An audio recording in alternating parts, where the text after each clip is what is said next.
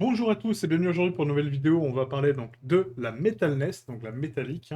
Du coup, une nouvelle texture qu'on va aborder aujourd'hui avec ses nuances, comment elle fonctionne, etc.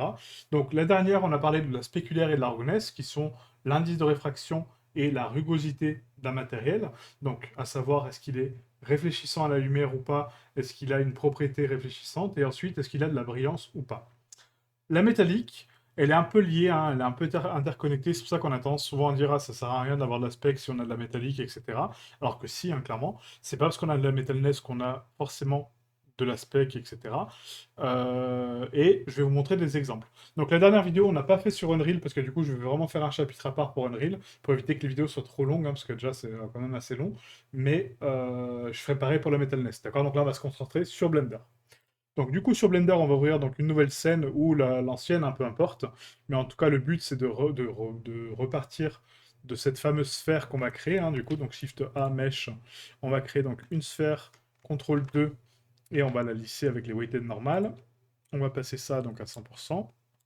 Voilà. Et là, je vais passer dans le shading.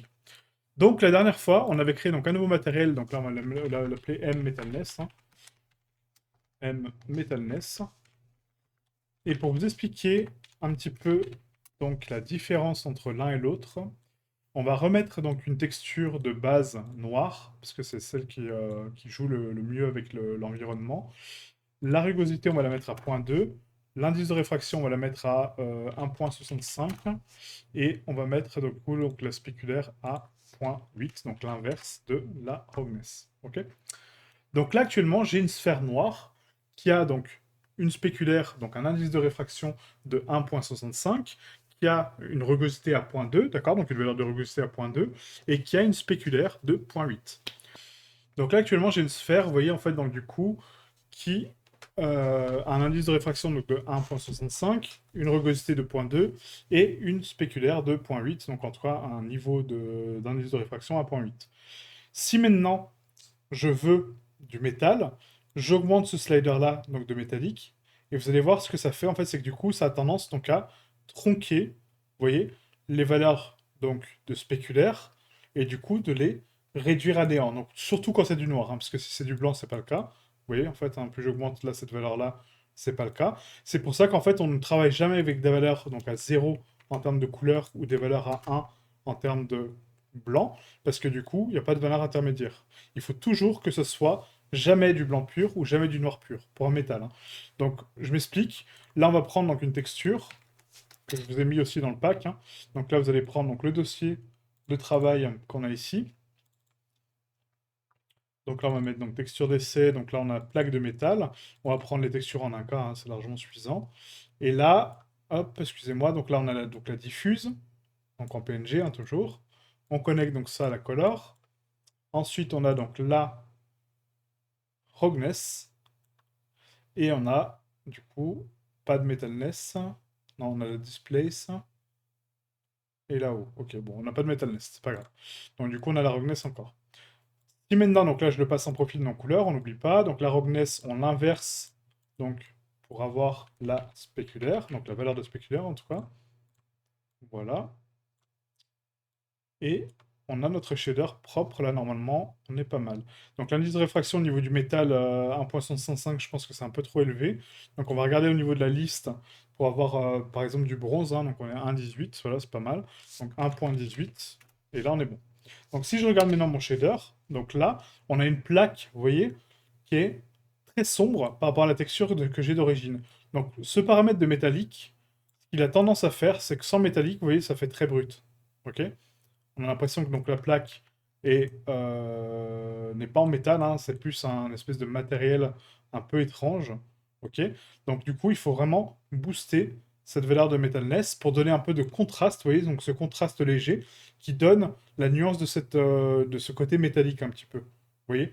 Là, cette orbe-là qui réfléchit en fait la lumière, ça, on l'a que avec la metalness. Si je l'enlève, vous voyez qu'elle disparaît complètement, et du coup, on a l'impression qu'il n'est pas du tout propre. Donc là, cette plaque-là en métal a une valeur vraiment très très basse de brillance. Comme vous pouvez le voir, la texture de base de Rogness, elle est vraiment très très blanche. Donc du coup, c'est-à-dire que j'ai peu de rugosité. Donc pour augmenter sa brillance, du coup, pour modifier ma texture, je peux mettre, comme je vous l'ai expliqué, une color ramp, effectivement, pour contrôler mes couleurs. D'accord? Donc là, on n'oublie pas de connecter aussi à l'inverse. Et là, cette color ramp, donc si je fais un CTRL-SHIFT clic gauche pour voir à quoi elle ressemble, hein, pour la contrôler, je veux avoir beaucoup plus de nuances de noir sur mon mesh, hein, voilà. Et après, ce noir-là, je ne le veux pas à 100%, je le veux à 0.8. Peut-être pas 0.8, je dis n'importe quoi, c'est 0.2, excusez-moi. 0.2, voilà. Je le veux à 0.2. Une fois qu'il est inversé, donc du coup, ça me donne ça. Donc l'inverse, hein, du coup, donc la spéculaire. Et là, j'ai un peu plus de brillance au niveau de mon shading, vous voyez. Donc du coup, j'ai un métal beaucoup plus brillant. Donc là, c'est beaucoup trop. C'est une plaque en métal, hein, c'est pas non plus un rubis ultra shiny. Donc on va mettre 0.5. Voilà, au niveau de la brillance, je pense que c'est pas mal. Vous voyez donc la différence? Et si j'enlève la métallique, encore une fois, on revient sur des valeurs, donc certes brillantes, mais on a plus l'impression que quelque chose de mouillé, d'accord? Quelque chose de verni un petit peu. Donc là, quand les gens me disent la métallique c'est pareil que la spec, non, je suis désolé, c'est pas du tout la même chose, quoi. La métallique va rajouter du contraste de metalness, et du coup, va donner cet effet vraiment métallique à la matière. Là, on voit la différence, hein. Donc ça, c'est mon shader métallique. Et là, si je le mets à côté et je duplique ce shader et j'enlève la métallique, là, c'est un shader basique, d'accord? On n'a pas l'impression que c'est du métal, du tout. On peut mettre ça sur une plaque, ça sera encore plus parlant. Donc là, je vais supprimer ma sphère et on va créer un plane. Voilà, donc pour vraiment avoir cette notion, donc là, j'applique mon metalness à droite, enfin à gauche, pardon. À droite, on va mettre l'autre matériel que j'ai créé sans métallique. Voilà, je suis désolé, ça ne fait pas du tout le même effet, quoi. D'accord? Là, on a des réfractions de métal, là, non. On a juste une réfraction sur un matériel, certes, très réfléchissant et très brillant, mais on dirait pas du métal.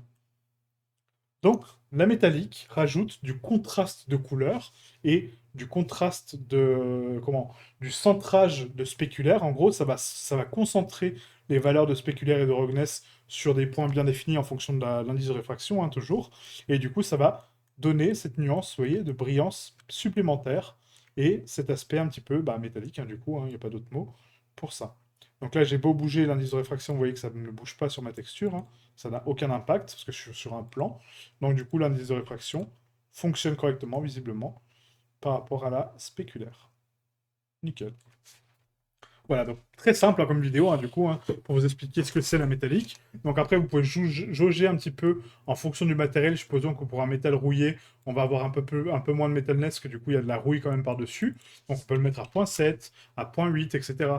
Donc jouer avec les valeurs un petit peu pour donner un peu plus ou moins de contraste. Mais en tout cas, on a de la métallique avec de la spec, avec de la roughness et avec de l'indice de réfraction. Donc une petite erreur que j'ai faite lors de la précédente vidéo, en fait, c'est que du coup, on avait ici donc connecté donc la spéculaire en réduisant donc l'indice de réfraction à 1. Chose que si je fais ça, en fait, ça réduit, ça annihilie complètement le Fresnel. Donc le Fresnel, c'est bien, avant. Hein, donc du coup, apparemment, là, il est vraiment intégré à Blender, hein, du coup, maintenant, avec cet indice de réfraction. Donc il n'y a plus besoin de connecter le Fresnel, il est déjà intégré. Donc, oubliez cette partie-là du Fresnel, etc. C'est une méthode, hein, qu'elle n'est pas mauvaise, mais en tout cas, elle ne fonctionne plus avec le nouveau shader, à part si vous le connectez là. Voilà.